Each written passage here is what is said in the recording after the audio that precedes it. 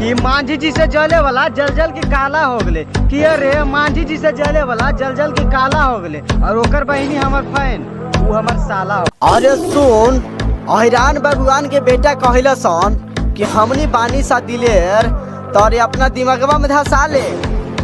और अहिरान भगवान के बेटा कहला सन कि हमनी बानी सा दिलेर तो अपना दिमागवा में धसा ले कि मांझियो जी के बेटा बानी सा से, मांझी जी के बेटा बानी से।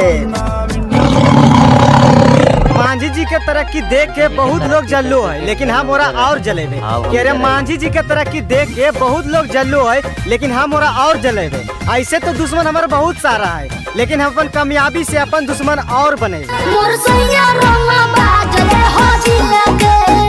और ये सुन, कुछ लोग कहेला सन के सामने मिलवे तो खड़े खड़े दहाड़ देव, तो ओकरा हम बतावल चाहतनी कि कुछ लोग कहेला कि सामने मिलवे तो खड़े खड़े दहाड़ देव।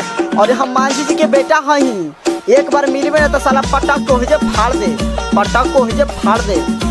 सुनले ये तोर शादी सेट हो गले तो तू कुछ दिन में ससुराल चल जाई। कि अगर सुनले ये तोर शादी सेट हो गले कुछ दिन में पेवा के संगे ससुराल चल जाएगी तो जो के छौड़ी जो तो मांझी जी ऐसा प्यार करे वाला कहीं और नहीं पे।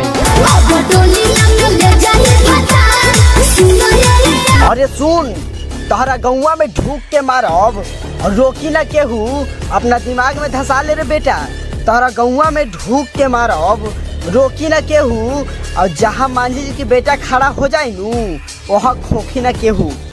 तोरा टोला में जाए से हमरा पे हो गलो बैन, कि तोरा टोला में जाए से हमरा पे हो गलो बैन और तो की मारनी रे सारे तोर बहनी तो हो गलो मांझी जी के फैन। प्यार के दुश्मन बनल हमार भाई बा, अरे दूसरे से करावत हमर साथ। अरे सुन, मांझी जी के बेटा साइकिल से घूमे ला तक केहू से कम ह। अरे सुन रे खरखा, मांझी जी के बेटा साइकिल से घूमे ला तक केहू से कम ह।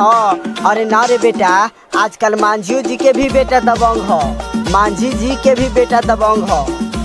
यदि मांझी जी के खुश करके जाइबे ना, वो भी गाया में दोबारा फिर आइबे ना। तू रेडी होके रही है हम तोरा से मिले बहु सांझी के, कि तू रेडी होके रही है हम तोरा से मिले बहु सांझी के।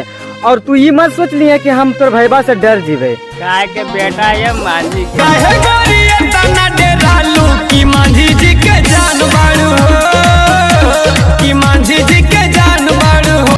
हमरा छोड़ के चल गई कैसे मनइये हम होली, आगे तू हमरा छोड़ के चल गई है कैसे मनइये हम होली। और हमरा यही सोच के बड़ी दुख होबो कि तू अपन भतरे से रंगवा बोही चोली। चल